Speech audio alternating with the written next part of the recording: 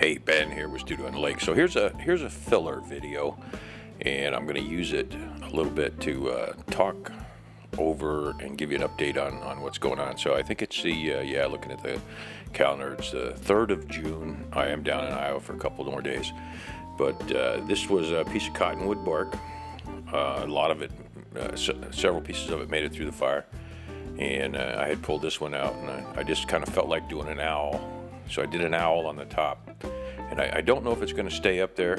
I haven't done the highlights and a little bit of painting or staining on this, so I don't know. But I noticed I got a pretty rough transition there on the top. Then they got a bird or a spirit man on the bottom. So this is just going to be a quick run through. You've seen most of this stuff before, and I'm just going to kind of ramble in the background. So the first thing, as always, is to lay it out, and the intent here, I did film it, but I wasn't going to post it, but I need to get some content up, and I am editing the hummingbird video, the part 2, and I know that's one that people are probably a lot more interested in seeing than the spirit stuff, but there's a little mix of hodgepodge in this. I've got a few things on the burrs and that sort of stuff. And as you can see, that's my new DeWalt, and doing what I like to do, which that part right there, the whole thing would save me probably 15 or 20 minutes worth of grinding. I don't use any big grinders anymore, so this is about the biggest thing. And I am being real cautious with this new DeWalt because it's a little heavier and it got a little different balance than my old one.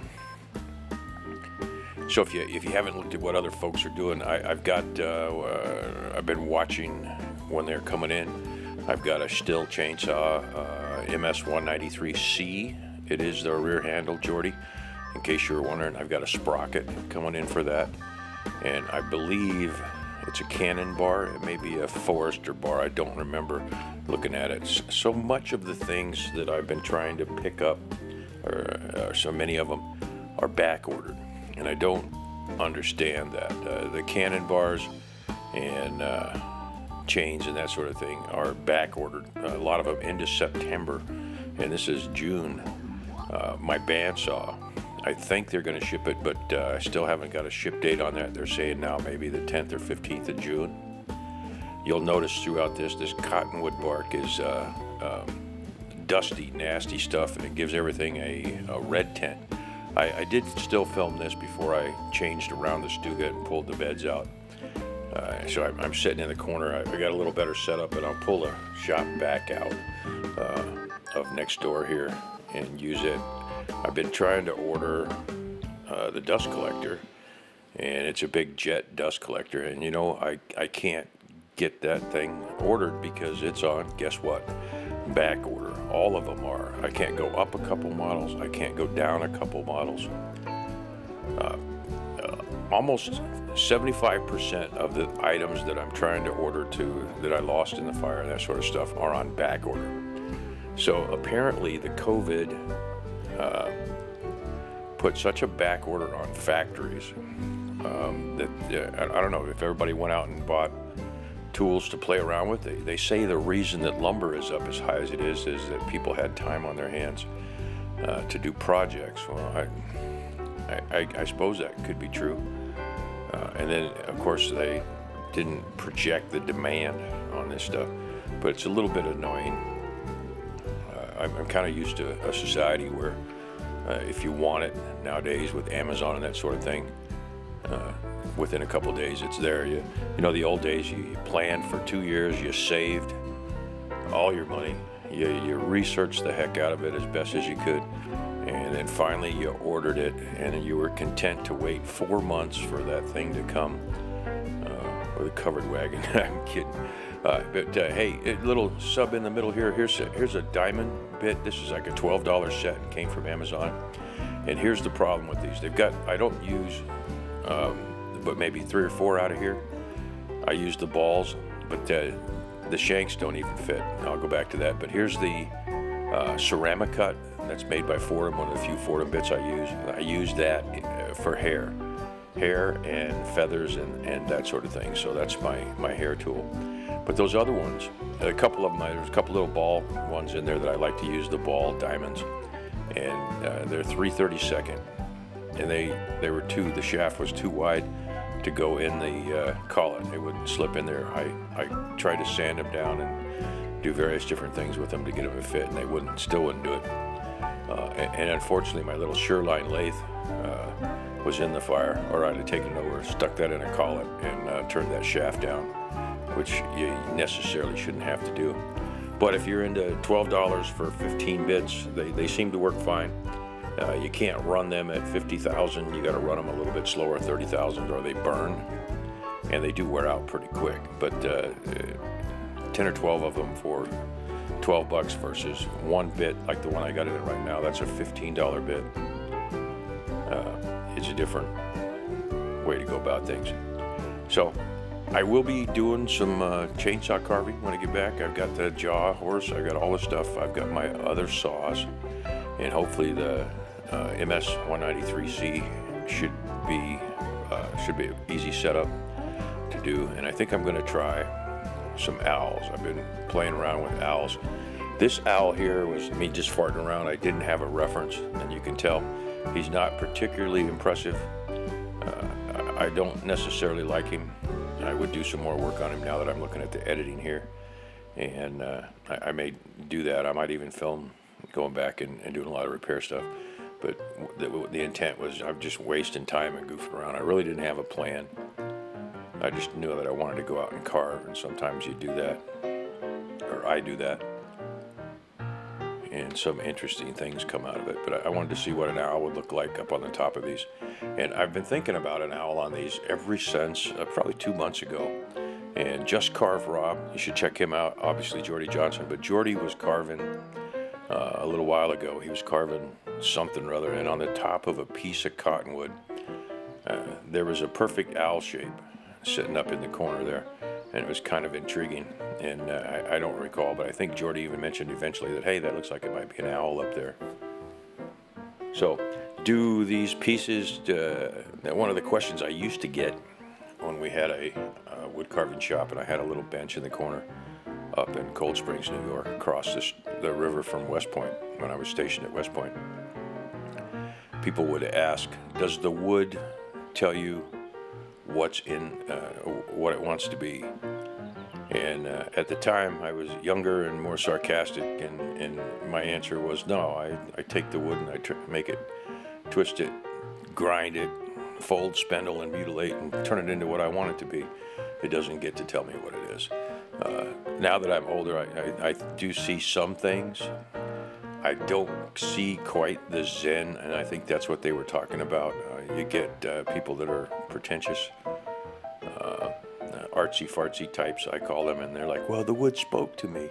It told me that I had a dragon inside of it. Well, it's got pretty much anything inside of it that you've got room to stuff in there, because carving's about removing stuff until all you're left with is what you want. So there are pieces, like if you're walking on the beach like Jordy does, we've got a little area up here on Superior Lake that I haven't been up this year, and I got to get up there, but it's got interesting driftwood pieces, and a lot of those actually do tell you what they want to be.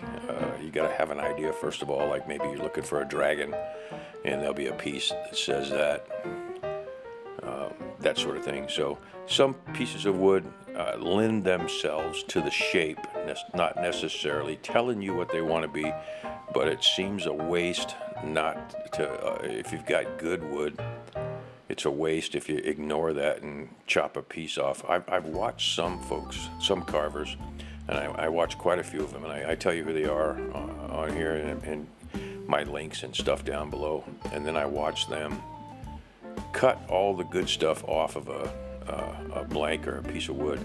And I'm like, oh man, do you know how much wood you wasted on that thing?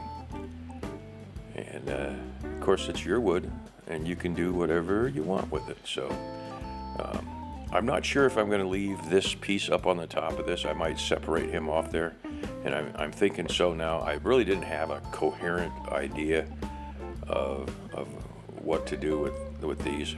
I just thought I wanted to do an owl on the top, and I thought, well, I'll do a spirit, old man spirit face, and the one down below.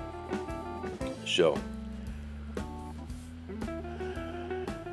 I mark in a rough feather group, and I'm farting around with an owl because I'm trying to get the shapes of the owls. There's two things that I haven't really done a whole lot of, and they're really prominent in the chainsaw art world, and one of them is an owl. The second one would be a bear, and I haven't particularly liked most of the bears that I've done, and I haven't been real fond of the owls. So I'm going to do a little bit of torturing until that bandsaw comes in and I get back to doing the next one up is the raven that everybody's been asking for. I do have another hummingbird video that's going to come out, and so if you haven't subscribed, by all means, it doesn't cost you anything to subscribe, and you'll get to see the content. There's a lot of content that you got to look through, and it would be nice if I was a little bit more organized on what I do, but the intent of this is to show you what I'm up to. There's a lot of you that are learning to carve, and there's a lot of carvers. You'll notice one of us in all the folks that I follow starts to do a carving or does a carving, and then the other two or three immediately got to crank one out. I'm tempted, and I might, when I get back, I might carve an old man spirit face with ears, just to get in on Jordy and Just Carve Rob's little carve a spirit man with ears. I've got some ideas. I think it's probably going to turn out more cartoony than it should be, but this isn't a good tutorial for you. That's a saber burr in there. It's a 3/32 shank. I still don't have my this is prior to getting the Oz Elite carver, so I don't have to change collets. You've heard me gripe before. I run two sizes of collets, and one is a 1/8 inch burr and the other one is a 3/32, and I don't like to change. It's a pain in the butt to change the collets back and forth. One of the things that several woodworking friends over the years, and I do have a full up wood shop with the table saws and that sort of stuff. It just so happens that the only bandsaw I had was in the carving shop. But I've had several friends that were doing woodworking and building tables and chairs and that sort of thing. And they had a couple of them had, I even forget the name of it, but